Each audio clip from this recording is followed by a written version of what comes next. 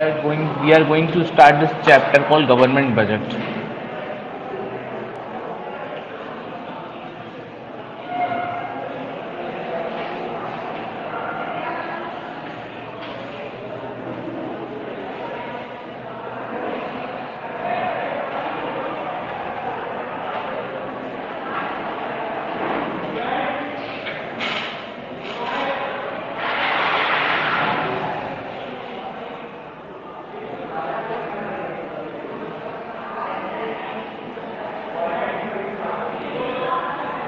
Class 12th.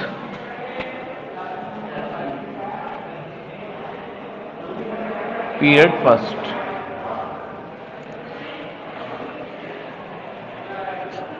Give me a book. एक ही book है तुम दोनों के पास में मिला के? चलो कोई बात नहीं, बोर्ड पे पढ़ लो आज. The topic that today we are going to discuss is about the structure, or we can say structure or the component of government budget.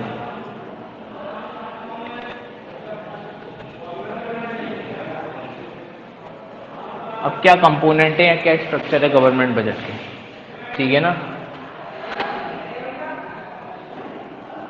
It is divided into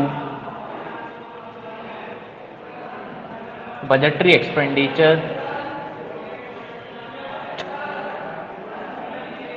and budgetary receipts.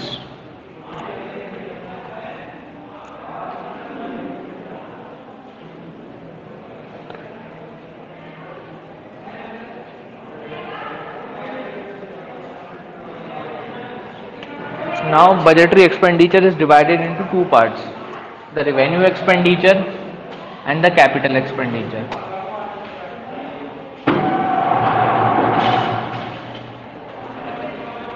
And the capital expenditure.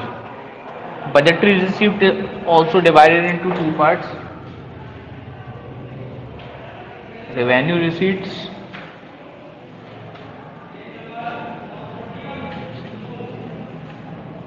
and capital receipts.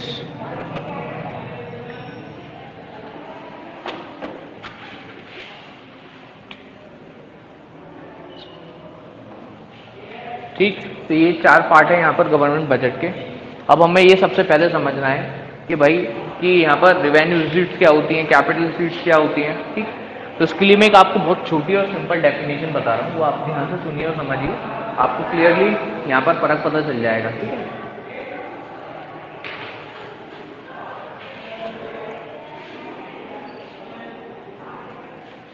बात करते हैं सबसे पहले revenue receipts की. उसको मैं rough कर देता हूँ और टॉपिक डाल रहा हूँ अपना रिवेन्यू रिसीट्स. सबसे पहले अपन डेफिनेशन देखते हैं रिवेन्यू रिसीट्स की, कैरेक्टरिस्टिक्स देखते हैं और फिर एग्जाम्पल समझने की कोशिश करेंगे. ठीक है भाई, हमें दो बात तो पता चल गई है कि जो बजट के कंपोनेंट होते हैं वो दो पार्ट में डिवाइड होते हैं: budgetary receipts and budgetary expenditure. ठीक है, शुरू करते हैं सबसे पहले. और उसके भी दो पार्ट होते हैं, बजटरी रिसीट्स के दो पार्ट होते हैं: रिवेन्यू रिसीट्स और कैपिटल रिसीट्स, और रेवेन्यू एक्सपेंडिचर और कैपिटल एक्सपेंडिचर. तो ये 4 हो गए. कौन कौन से? Revenue receipts. एक क्या हो रहा है, एक सीट पे 4 बच्चे कैसे बैठे हैं? ये मुझे बोलना पड़ेगा क्या? लेट एक तो तुम लोग टाइम से क्यों नहीं आते हो? ये टाइम है आने का स्कूल, क्यों कराना? और ये दोनों शिवानी और शिवानी अभी जहां सीट मिल रही है वहां बैठो, बाद में बात करेंगे.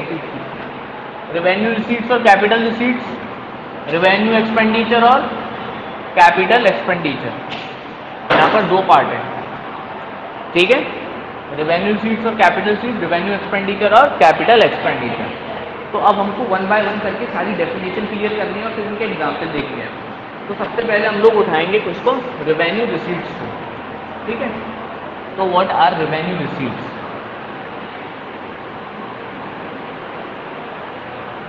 रेवेन्यू रिसीट्स क्या होती है? देखो, हम जो हर चीज़ को यहाँ पे कंपेयर करेंगे वो कंपेयर करेंगे किसकी मदद से? असेट्स की मदद से और लायबिलिटी की मदद से. तो मैं दो चीज़ें लिख दे रहा हूँ यहाँ पर: लायबिलिटी और असेट्स। देखिए बहुत अच्छा लॉजिक बता रहा हूँ, अगर समझ पाए अगर आपको। देखिए कोई भी बिजनेस जब चलता है तो बिजनेस की रेवेन्यू रिसीट्स भी हो सकती है, रेवेन्यू इनकम भी हो सकती है और कैपिटल इनकम भी हो सकती है।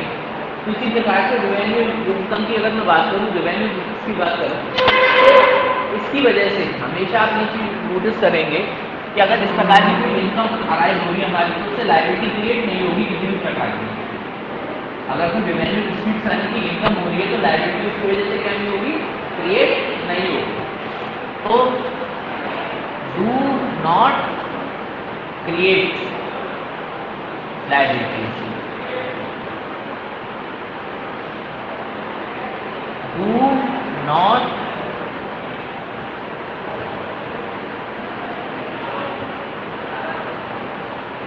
reduce assets। देखिए सबसे पहले तो मैं एक नॉर्मल एग्जाम्पल दे रहा हूँ।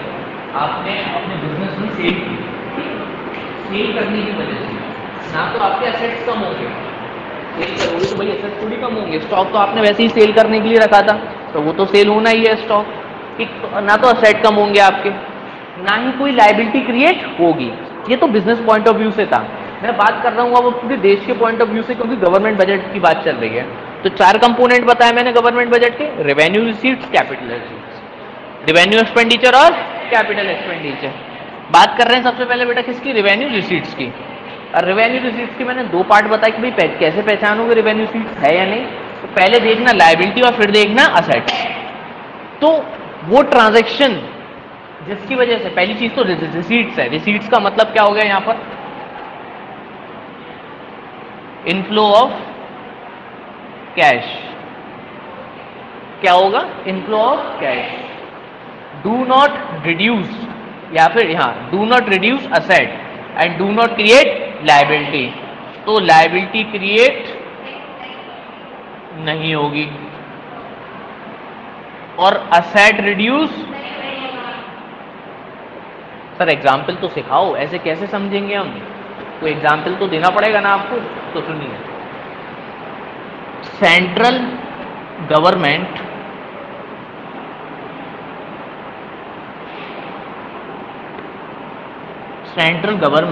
Receive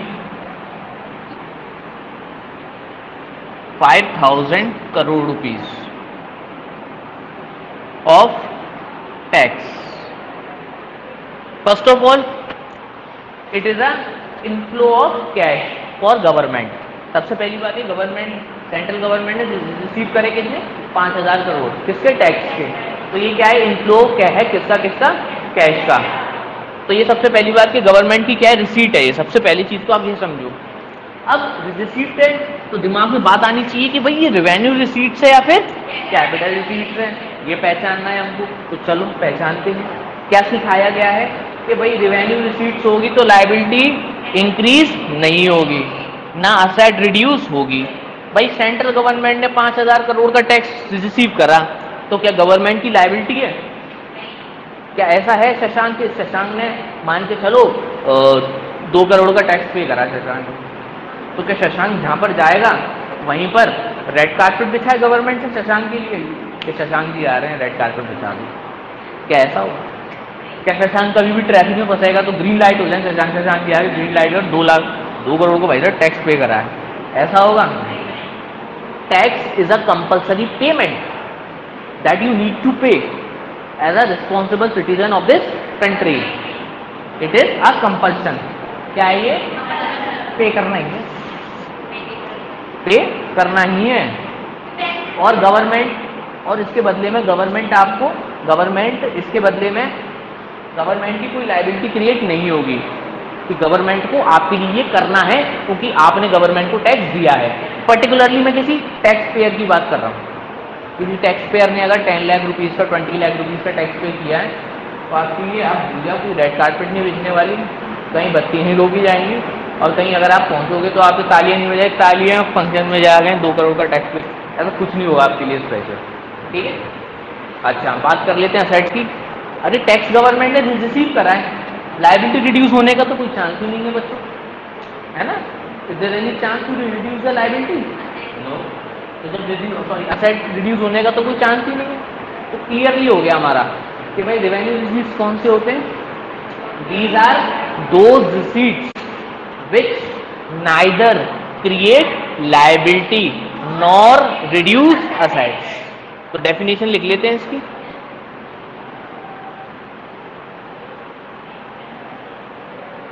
revenue receipts are those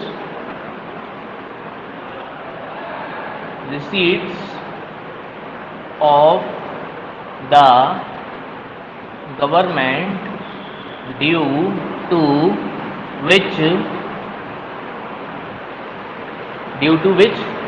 there is neither reduce, कुछ भी कर लो, neither reduce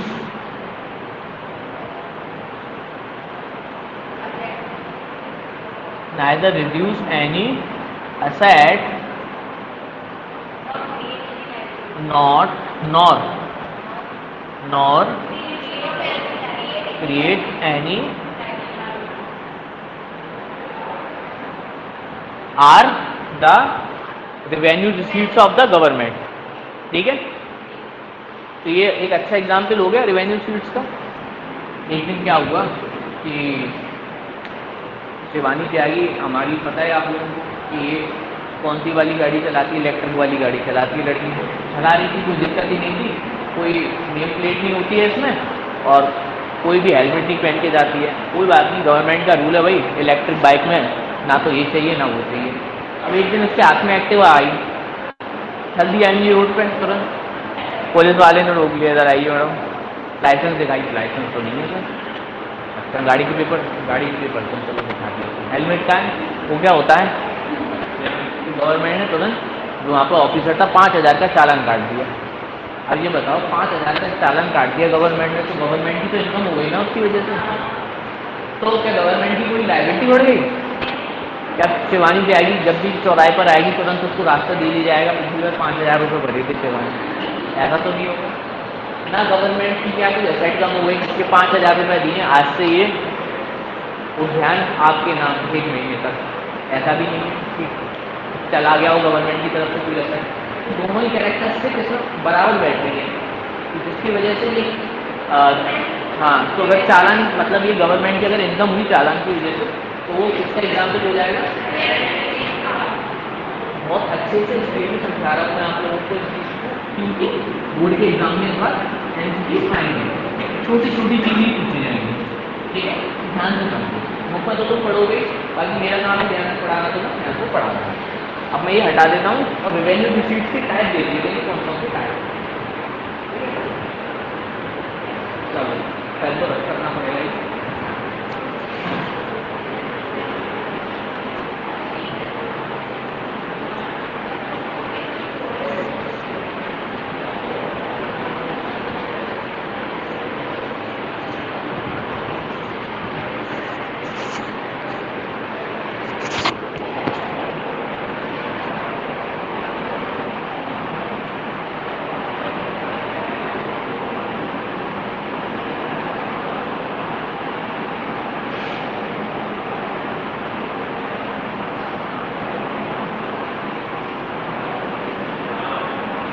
दो टाइप की रिसीट्स होती हैं गवर्नमेंट की, या तो गवर्नमेंट की इनकम किससे हो सकती है, टैक्स से, या फिर क्या हो सकती है, बिना टैक्स से। यदि टैक्स से इनकम होगी तो कौन कौन सी इनकम हो सकती है?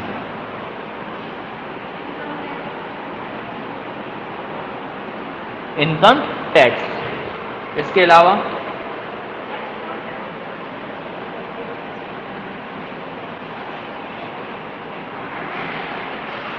कॉरपोरेशन टैक्स या कॉरपोरेट टैक्स एक ही बात है।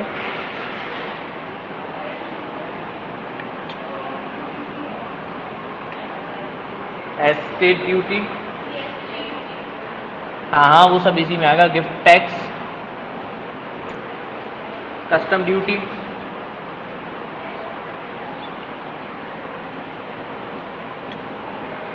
Custom duty, exercise duty,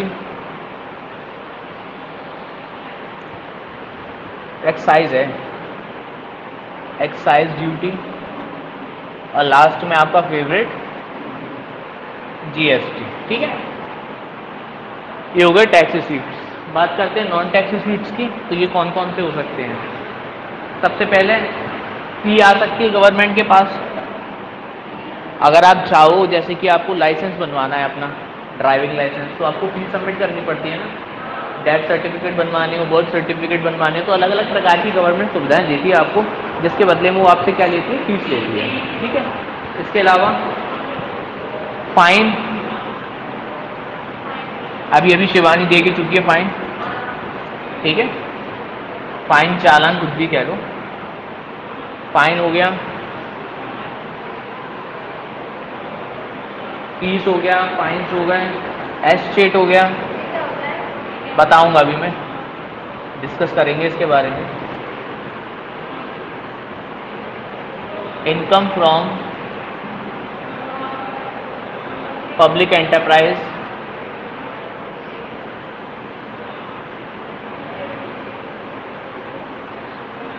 public from enterprises, grants and donation,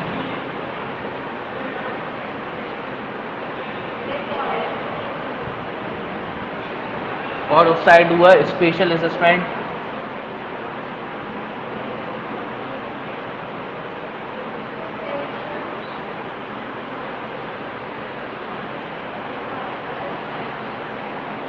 special assessment,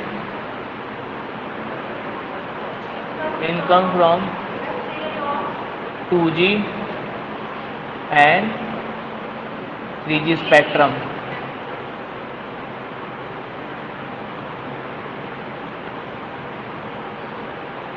fines, special assessment, ये। ठीक है, ये इतने टाइप के हो सकते हैं। अब धीरे धीरे करके हम डिस्कस करेंगे वही कि कौन सा क्या होता है और किस काम में आता है। ठीक है, तो सबसे पहले अब हम टैक्स रिसीट्स की बात कर लेते हैं, क्योंकि टैक्स रिसीट्स कितनी टाइप की हो सकती हैं। तो टैक्स रिसीट ब्रॉडली 3 टाइप्स में डिवाइड होगी। इसको देख लिया आप लोगों ने, समझ गए? ठीक है, अब देखो, इनकम टैक्स बताइए आप लोगों को, इंडिविजुअल इनकम पे लगता है, पर अभी थोड़ी डिटेल में और समझाऊंगा। कॉर्पोरेट टैक्स वो होता है जो एक कंपनी पे करती है। ठीक, एस्टेट ड्यूटी पता है किसी को? एस्टेट ड्यूटी क्या होता है?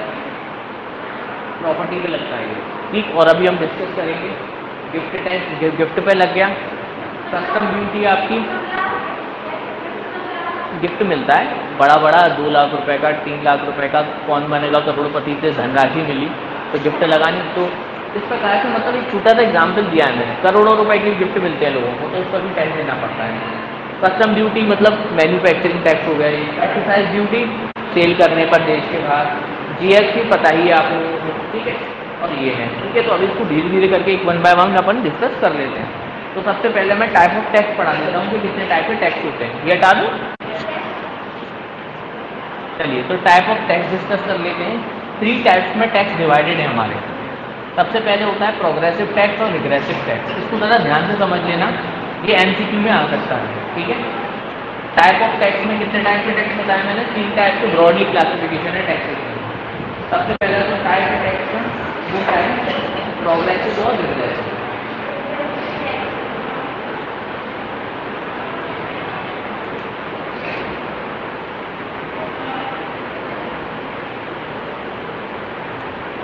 काम ज़्यादा हो रहा हो या कुछ कोई दिक्कत तो छुट्टी लेके चले जाओ। मैं बोलूँगा कोई दिक्कत नहीं है, दोबारा मैं पढ़ा दूँगा, कोई दिक्कत नहीं है, तुम चले जाओ अगर जगह में। ठीक है, तो प्रोग्रेसिव टैक्स और रिग्रेसिव टैक्स। तो पहला तो क्लासिफिकेशन ये हो गया हमारा टैक्सेशन का। इसके अलावा भी कुछ और क्लासिफिकेशन हो सकते हैं, जैसे कि डायरेक्ट टैक्स और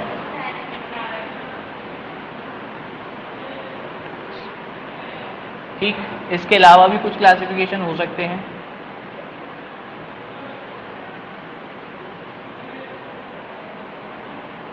ठीक है, तीसरा क्लासिफिकेशन कौन सा है आपका?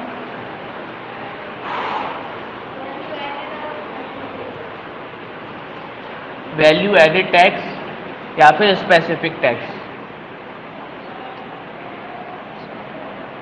ठीक, अब बात करते हैं प्रोग्रेसिव की और रिग्रेसिव की। देखो, progressive tax is a rate of tax which increase when the income of a person is increased. So progressive tax is a tax which increase when the income of a person increase. ठीक? So it is a rate of tax which increase when there is a increase in the income of a person. ठीक है?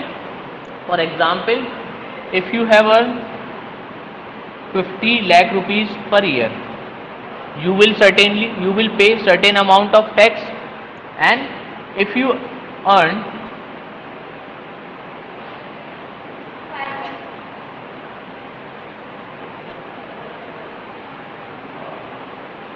1 crore rupees, you will pay more. For example, here you need to pay 35%, then in that case you need to pay 40%. ठीक है ना? तो progressive tax is a tax. The rate of this tax increase when there is a increase in income, right? तो इसको अपन कौन से tax कहते हैं? Progressive tax. अच्छा, ये क्या होता है? The real burden of the tax is more on the rich and less on poor. इसका जो टैक्स का बर्डन है वो रिच पर ज़्यादा है और पुअर पर कम है। क्वेश्चन में आ सकता है कि type of tax in which the burden is more on rich people and less on poor people, तो that type of tax is called progressive tax. ठीक है? Now the regressive tax. So a tax is said to be regressive when it causes a greater real burden on the poor than the rich. जो rich पर कम हो, sorry rich पर ज़्यादा हो जिसका taxation, मतलब फ़ायदा जिसका पुअर को ज़्यादा मिल रहा हो और रिच को जिसका फ़ायदा कम मिल रहा हो। ठीक है? यानी कि अगर तुम्हारी इनकम कम है एक सर्टेन अमाउंट से तो आपको टैक्स नहीं पे करना, और यदि आपकी इनकम कम होती जा रही है तो आपको टैक्स भी कम पे करना पड़ रहा है। तो ये रिग्रेसिव टैक्स कौन सा हो गया? देखो, रिग्रेसिव मतलब टैक्स की रेट क्या होती जाएगी? कम होती जाएगी, और हो सकता है टैक्स ना भी देना पड़े, और यहाँ पर टैक्स की रेट क्या पड़ जाएगी? बढ़ती जाएगी। ठीक है? तो इस जो रिग्रेसिव टैक्स है इसके बारे में हम एक लाइन तो बोल सकते हैं कि regressive tax when it cause a real burden on the poor then rich. इसका बर्डन किस पर होता है? पुअर पर ज़्यादा होता है रिच के कंपैरिजन में, क्योंकि रिच को तो ज़्यादा ही पे करना है क्योंकि ज़्यादा इनकम है। आप एक बात बताओ, यदि आपकी इनकम 50,000 रुपीज़ पर मंथ है, ठीक, और आप 1 मंथ में 2,500 रुपीज़ का क्या पे कर देते हो? टैक्स पे कर देते हो, तो आपको फ़र्क नहीं पड़ेगा, इतनी इनकम भी आपके लिए ईजी है ना, सर्वाइव के लिए काफ़ी होगी। लेकिन अगर आप सोचो किसी व्यक्ति की इनकम 5,000 रुपये है और वो यदि वो 500 रुपये भी टैक्स के दे देता है, ठीक है, तो 4,500 रुपीज़ की जो इनकम है उस पर बहुत ज़्यादा फर्क पड़ेगा। ठीक है? तो यानी कि ये ऐसा टैक्सेशन की दर जो कि रिग्रेसिव लगती है, मतलब कि गरीबों पर नहीं लगती क्योंकि उनकी इनकम कम हो जाती है। ठीक है? और इसका जो कॉज है वो बेसिकली पुअर के लिए बनाया गया कि इनकम कम होती जाएगी तो कम टैक्स पे करो आप। ठीक है? और अगर इनकम है ही नहीं तो टैक्स ही पे मत करो, मतलब एक सर्टेन अमाउंट से इनकम कम है तो टैक्स पे मत करो। ये रिग्रेसिव टैक्स का पार्ट हो गया। अभी बताऊंगा मैं, शांति रखो। बताया ना, प्रोग्रेसिव और regressive. Increase income more tax, decrease income less tax, cause a real burden to the richer section of the society and cause a real burden to the poor section of the society. ठीक है ना? There is a increase in the taxation and there is a decrease in the taxation, है ना? This is for the richer section and this one for the poor section. ठीक है?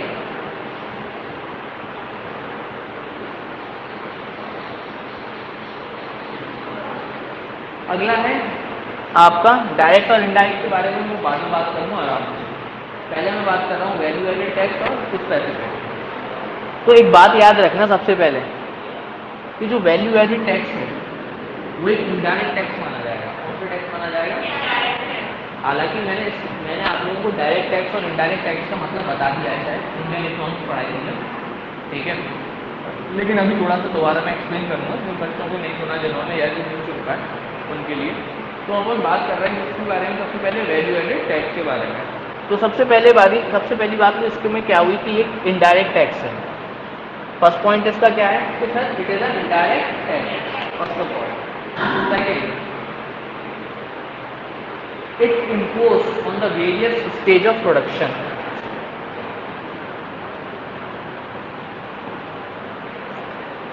on various stages production की अलग अलग stages पर जो tax लगता है वो वैल्यू एडेड टैक्स कहलाता है, ठीक है, कोई बात नहीं। आगे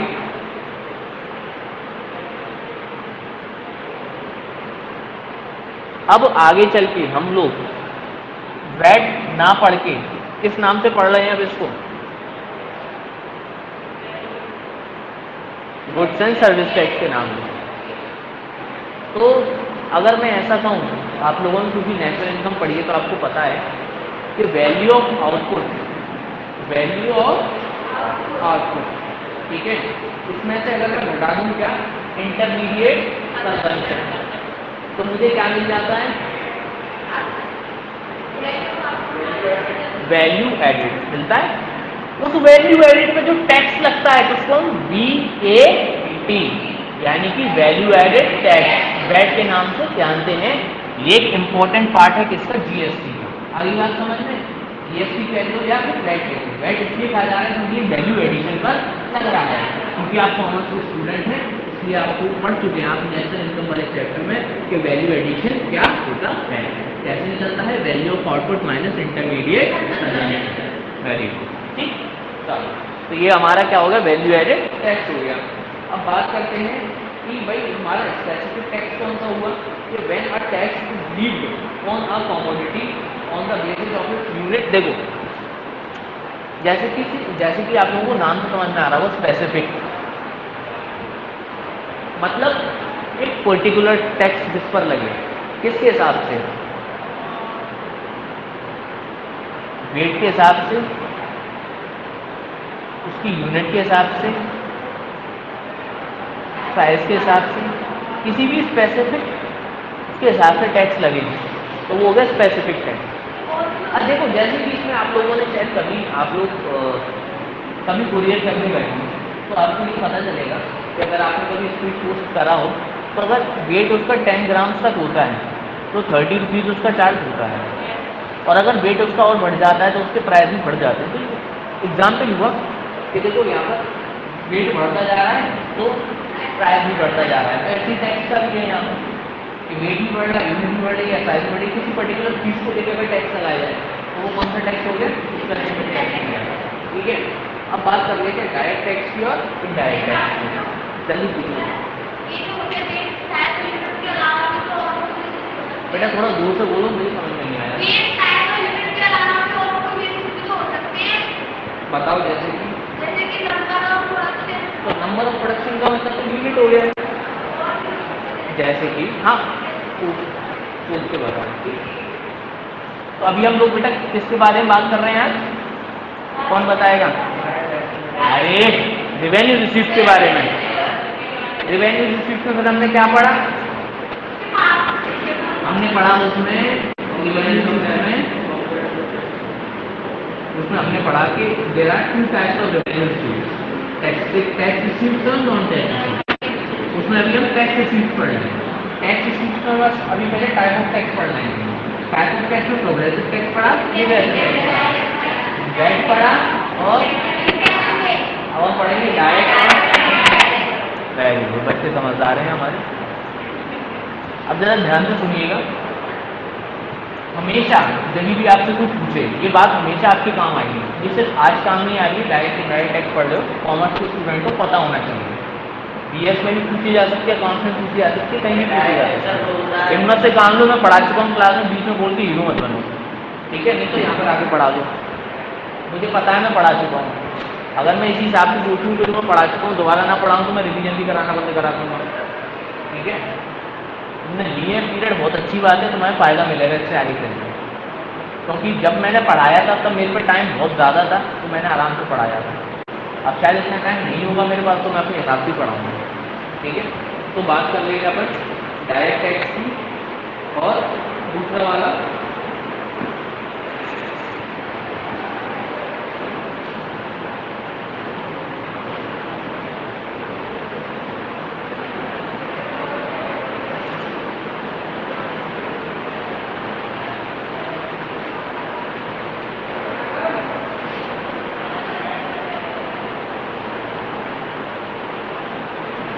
ठीक है ना। तो एग्जाम्पल भी मैंने दे दिए थे पिछली बार से, रेस्टोरेंट वाले बहुत क्लासिक एग्जाम्पल दिए थे मैंने। तो डायरेक्ट टैक्स और इनडायरेक्ट टैक्स में हमेशा याद रखें कि दो चीज़ों के हिसाब से आपको क्या करना है, इसको नाम करना। टैक्स लग किस पर रहा है, टैक्स लग किस पर रहा है और पे कौन कर रहा है।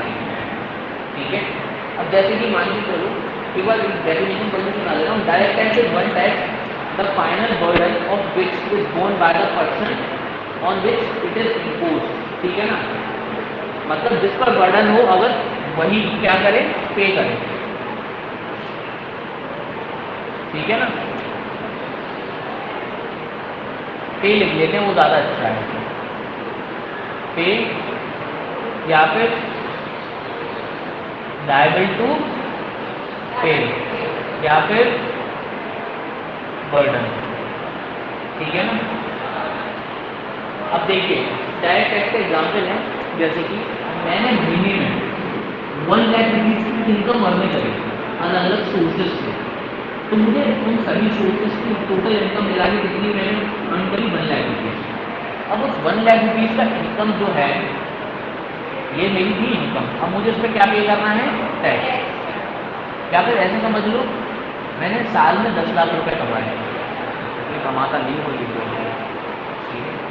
बड़ी मुश्किल चल रहा है तो मैं टीचर को नहीं, गवर्नमेंट के भरोसे तो नहीं हूँ। कोई बात नहीं बेटा, मैं अपने पढ़ाने से रिलेटेड कोई बात नहीं, अपनी बस दुख बता रहा था। मैं समझता हूँ कि इनकम नहीं हो पाती है, तो 10 लाख रुपये मान के चलो मेरी इनकम नहीं है लेकिन है। ठीक है, 10 लाख रुपये 10 लाख रुपये। अब जो 10 लाख रुपीज़ की इनकम है, अब इस पर जो टैक्स है वो कौन पे कर रहा है, मैं। मान के चलो मैं पे कर रहा हूँ, हालांकि मैं पे नहीं कर रहा हूँ क्योंकि मैं कमाई दे रहा हूँ। ठीक है, तो पे कौन कर रहा है, तो मैं पे कर रहा हूँ। अच्छा ये टैक्स इम्पोज किस पर हो रहा है, मुझ पर इम्पोज हो रहा है। लायबल टू पे, पे कैसे करना है, मुझे पे करना है। बर्डन किस पर है, मैं पे करूँ, बर्डन मुझ पर हो, मुझ पर लग रहा हो टैक्स, तो कौन सा टैक्स हो गया, डायरेक्ट टैक्स। आज 10 कम कैसे भेजने के बाद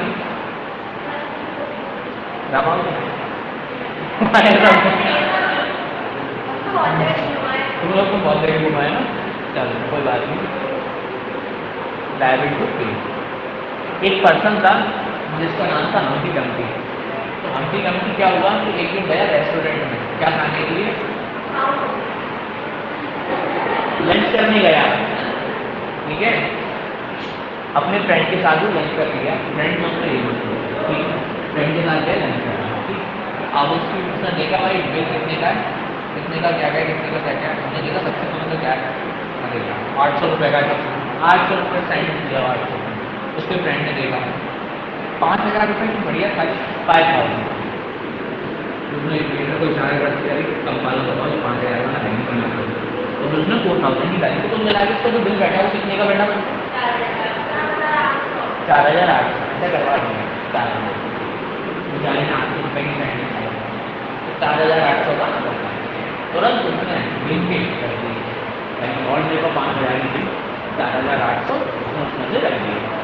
तो जैसे उसमें लगा बेटा ना देगा, मुझे पेनल्टी फी कैसे जा रहा है, तब खाली करके जाओगे मुझे 200 रुपये में उसको दे दीजिए। पर उसने कुल मिला के बिल कितने का पे करा, 4800।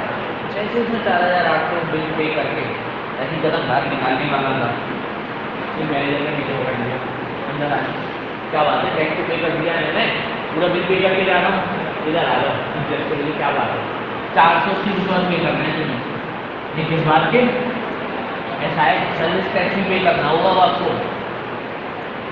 आपको सर्विस टैक्स भी पे करना है। कितने का सर्विस टैक्स पे करना है?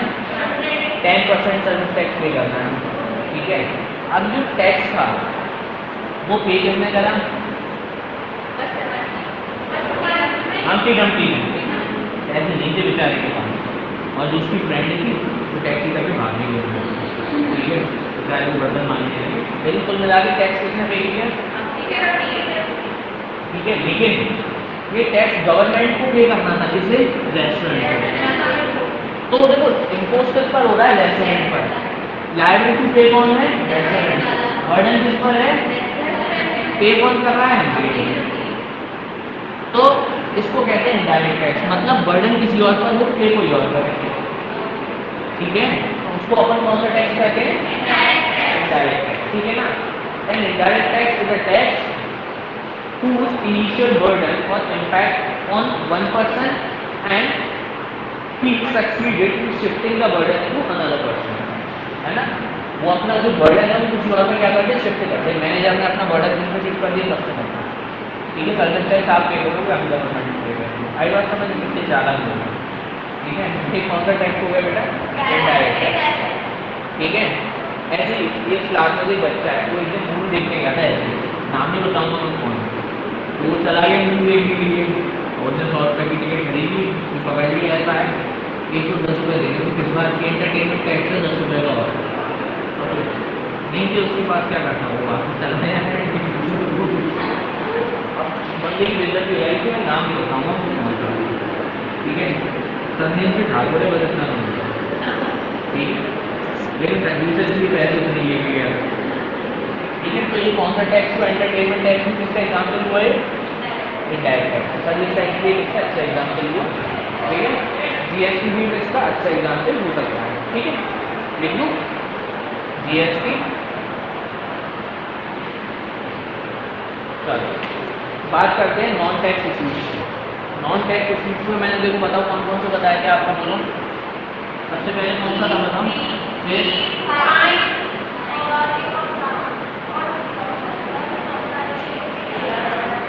एस्टेट और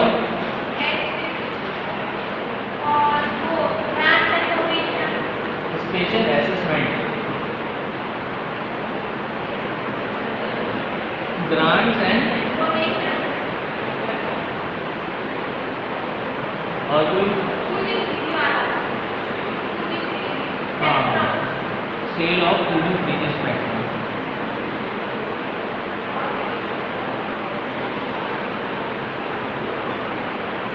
ठीक है।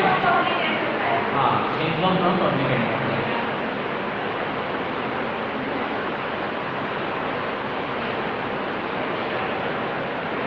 टोटल मिला के 1 2 3 4 5 7 है, ठीक है। सबसे पहले बात कर रहे थे इसके बारे में, फाइन के बारे में। Fine is a payment to the government for the service that it render to the people. वो सर्विस जो गवर्नमेंट रेंडर करती है लोगों को, और उसके बदले में जो पेमेंट वो रिसीव करती है वो कौन सी होती है? जैसे कि म्यूनसिपल कॉर्पोरेशन में अगर कोई काम कराने के लिए जाओगे, रजिस्ट्रेशन कराने के लिए जाओगे, लैंड रजिस्ट्रेशन कराने के लिए जाओगे, या कोई सर्टिफिकेट, इनकम सर्टिफिकेट बनवाने जाओ, कास्ट सर्टिफिकेट बनवाने जाओ, ठीक है, कुछ भी बनवाने जाओ, तो इसके लिए आपको पेमेंट करना पड़ेगा गवर्नमेंट को, ठीक है। तो वो कॉल क्या गवर्नमेंट, उसको अपन क्या कहते हैं? फीस कहते हैं, ठीक है ना। अच्छा, fees is not the payment for the commercial services. Commercial services के लिए पेमेंट नहीं लेती गवर्नमेंट हमसे, ठीक है। वो गवर्नमेंट हमसे पेमेंट लेती है एडमिनिस्ट्रेशन सर्विस के लिए, जुडिशरी सर्विसेज के लिए। कौन कौन सी सर्विस के लिए? एडमिनिस्ट्रेशन सर्विस और जुडिशरी सर्विसेज के लिए, ठीक है। आगे land registration, birth certificate, death certificate, passport, court fees, ये सब उसके एग्जाम्पल है, ठीक है। आप लोग याद रखिएगा, नेक्स्ट टाइम अगर आपको मैं पूछूँ तो बताना मत, फिर मैं आपको पनिशमेंट कर दूँगा, ठीक है। चलो क्या बेटा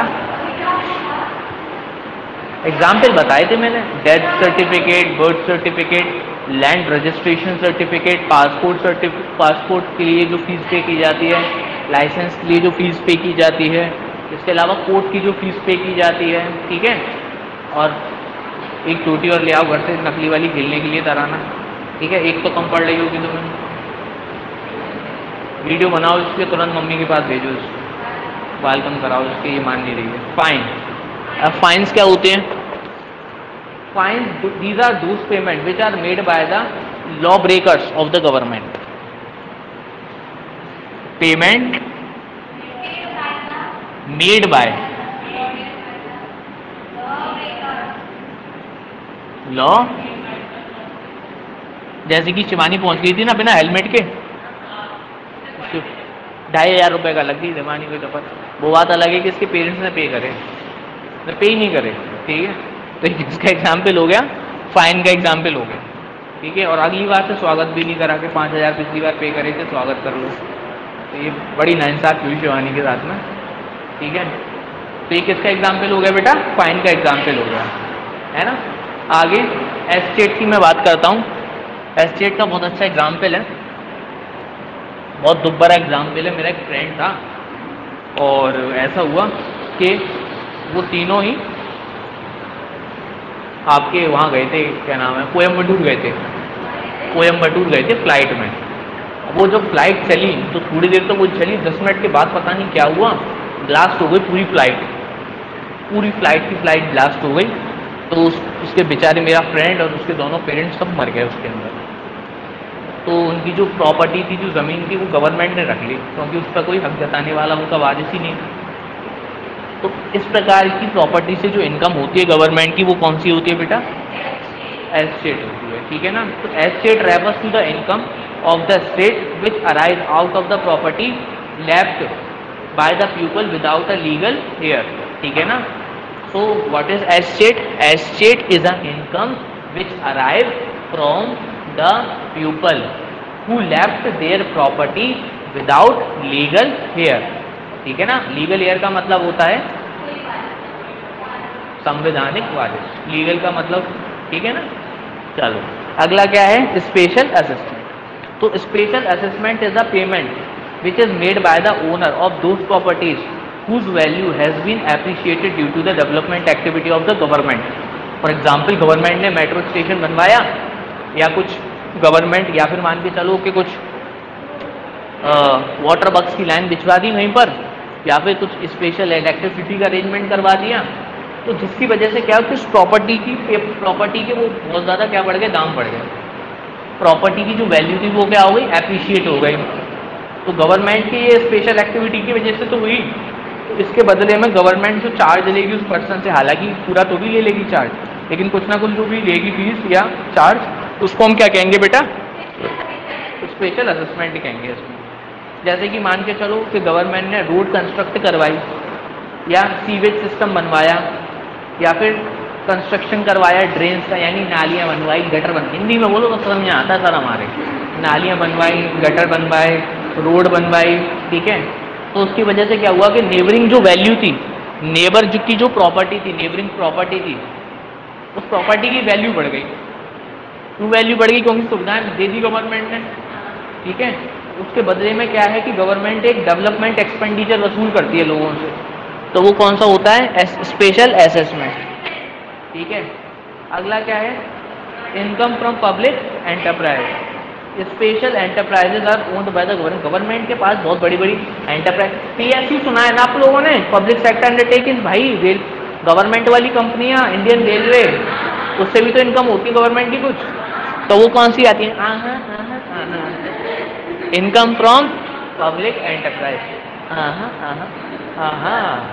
ठीक है। इनकम फ्रॉम गवर्नमेंट एंटरप्राइज हो गए। इसके एग्जाम्पल देखो, इंडियन रेलवे है ना, और मान के चलो कि Nagal fertilizer factory, Indian oil, Bhilai steel plant, इन सबसे प्रॉफिट अराइज होता है, उससे जो इनकम अराइज होती है। कौन सी मूवी का डायलॉग था मुझे याद नहीं आ रहा, चलो कोई बात नहीं।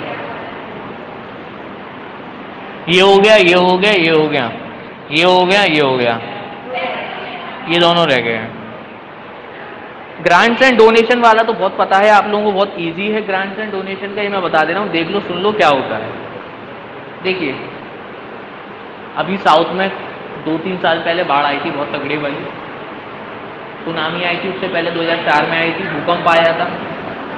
तो कभी भी कोई प्राकृतिक आपदा आती है या कुछ ऐसा होता है जिसकी, जैसे कि अभी ऑक्सीजन की कमी हो गई, तो अलग अलग देशों ने इंडिया को डोनेशन दिया या ग्रांट दिया। तो उसकी वजह से भी तो इंडिया की क्या हो गई होगी, इनकम हो गई होगी गवर्नमेंट की। तो वो पैसा काय में आ जाता है, ग्रांट्स एंड डोनेशन में आ जाता है, जो डोनेशन के तौर पर हमारी गवर्नमेंट को मिला हो किसी प्राइवेट पर्सन से। हमारे देश के टाटा अंबानी ने चलो कर दिया। अभी प्रधानमंत्री रिलीफ फंड नहीं बना था, उसमें पैसा डाला था, तो कहाँ से आया था वो पैसा, लोगों ने दिया था ना। तो गवर्नमेंट के लिए क्या होगा, ग्रांट्स एंड डोनेशन हो गया। ठीक है, अगला पॉइंट देखो क्या है यहाँ पर, income from sale of spectrum of 2G and 3G। देखो इसमें क्या है कि गवर्नमेंट ने क्या करा, सेल करे लाइसेंस 2G कम्युनिकेशन के, 3G कम्युनिकेशन के, अब तो 4G भी हो गए और कुछ दिनों बाद 5G भी आ गए। तो गवर्नमेंट ने सबको थोड़ी सेल कर दिए, कुछ ही कम्युनिकेशन कंपनी थी उन्हीं को तो सेल करे थे। एयरटेल को सेल कर दिया, BSNL तो है ही गवर्नमेंट की, उसको तो मिलेगा ही लाइसेंस, है ना। रिलायंस को मिला था, वोडाफोन को मिला था, तो जिसको मिल गया लाइसेंस उसने क्या करा, गवर्नमेंट को फीस दी। तो जो रिसिप्ट हुई गवर्नमेंट की वो 2G और 3G स्पेक्ट्रम में आ जाएगी। ठीक है, कोई दिक्कत?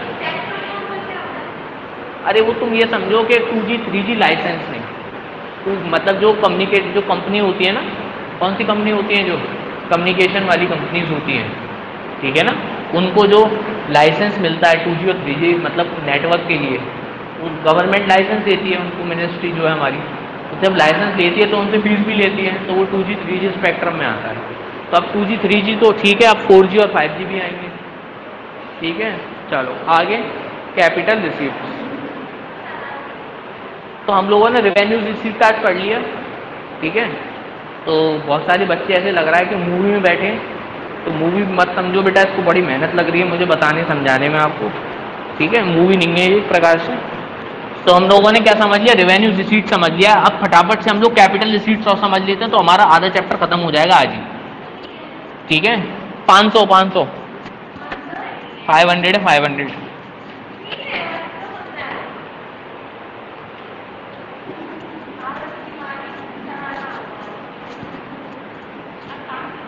Please be quite.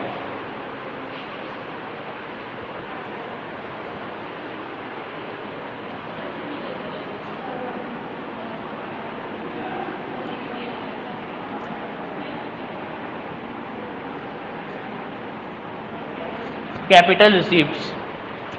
These are those receipts due to which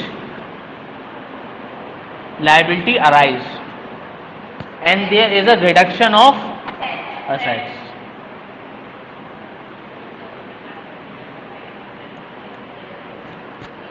Capital receipts are those receipts of the government due to which, बस ऑनलाइन बच्चों का, ऑनलाइन वाले जो बच्चे थे सबका पंखा फूक गया, चले गए, गायब हो गए। बढ़िया। अरे यार पढ़ने वालों को तो पढ़ना ही पड़ेगा। सेवेंथ, वो तुम लोग 7th 5th क्लास में थोड़ी हो, 15 मिनट ही पढ़ना है, 15 मिनट से ज़्यादा हजम नहीं होता है कुछ भी। तो capital receipts are those receipts due to which either there is a creation of a liability और there is a reduction of assets. ठीक है ना, तो either creation of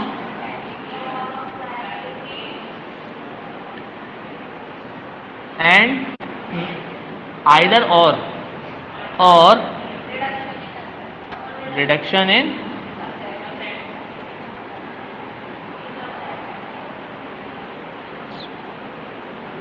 either creation of liability or reduction in assets। तो वो कौन से होते हैं हमारे? ठीक है, कोई दिक्कत? चलो बात आगे समझ में आपके। एग्जाम्पल ले लेते हैं दिल्ली गवर्नमेंट का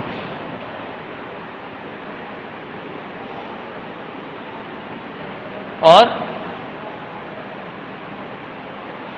यूपी गवर्नमेंट का। For example Delhi government need 500 crore rupees, ठीक, एज अ लोन। तो UP government provide a loan to the Delhi government. ठीक, okay. So there is a outflow of money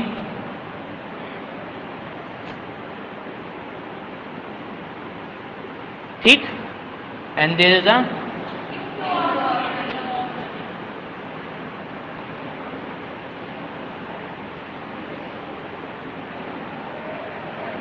देखो बहुत सरल सी बात है, थोड़ा सा दिमाग लगा लो।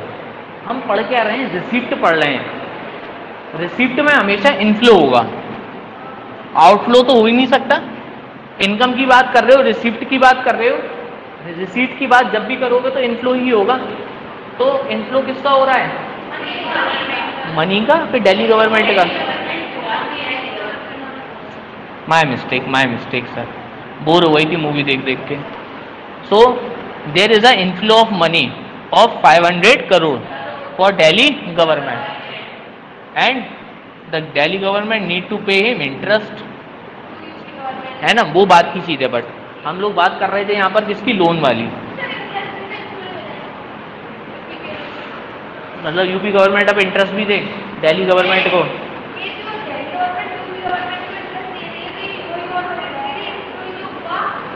इनफ्लो हुआ, लेकिन कौन सा इनफ्लो हुआ ये नहीं पता तुमको। ये हुआ रेवेन्यू रिसीट, कैपिटल रिसीट नहीं हुआ ये, ठीक है। चलो, क्योंकि जो इंटरेस्ट मिलेगी किसको, यूपी गवर्नमेंट को, ना तो उससे असेट रिड्यूस होगी, ना फिर लायबिलिटी क्रिएट होगी। अब जरा ध्यान से देखें इसको, लायबिलिटी को।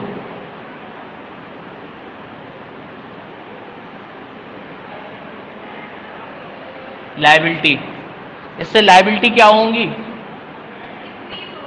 लोन ले लिया ना, लोन लोगे तो लायबिलिटी इंक्रीज होगी कि नहीं होगी। तो ये सबसे पहला एग्जाम हो गया लोन टेकन, ठीक है। किसका एग्जाम्पल हो गया ये, कैपिटल रिसीट्स का एक एग्जाम्पल है, बोरोइंग, ठीक है, एंड अदर लायबिलिटी। बोरोइंग कहाँ से हो सकती है, जनरल पब्लिक से हो सकती है, रिजर्व बैंक ऑफ इंडिया से हो सकती है, या फिर रेस्ट ऑफ द वर्ल्ड से कहीं से भी आप बोरो कर सकते हैं पैसा। बोरो 3 तरीके, इधर बोर्ड पर है, कहाँ है बोरो, हम कहाँ से कर सकते हैं,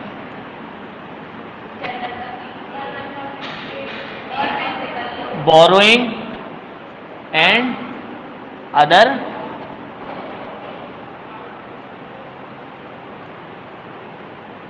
लायबिलिटी, ठीक है। पब्लिक से बोरोइंग करेंगे तो वो शेयर वाला पार्ट हो गया, शेयर डिवेंचर वाला पार्ट हो गया, ठीक है। उसके अलावा आरबीआई से बोरो कर सकते हैं अपन, और तीसरा तो ये हो गई बोरोइंग एंड अदर लायबिलिटी, ठीक। अब जरा समझना, आफ्टर 5 months दिल्ली गवर्नमेंट पे UP government a loan of the amount of loan 5 crore rupees. So at that time there is a inflow of money, yeah.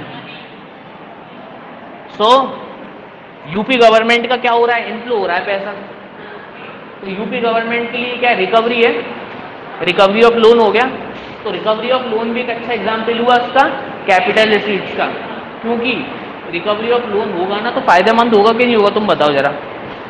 अब जब एक बात बताओ, जब आपने किसी को लोन दिया है तो आपने उसको कहाँ शो करा होगा, बैलेंस शीट में, लायबिलिटी साइड में तो शो करोगे अगर किसी को लोन देगो तो, और लोन की रिकवरी वापस आ जाएगी तो असेट साइड वो रिड्यूस हो जाएंगे। तो रिडक्शन ऑफ असेट होगा कि नहीं होगा रिकवरी ऑफ लोन में।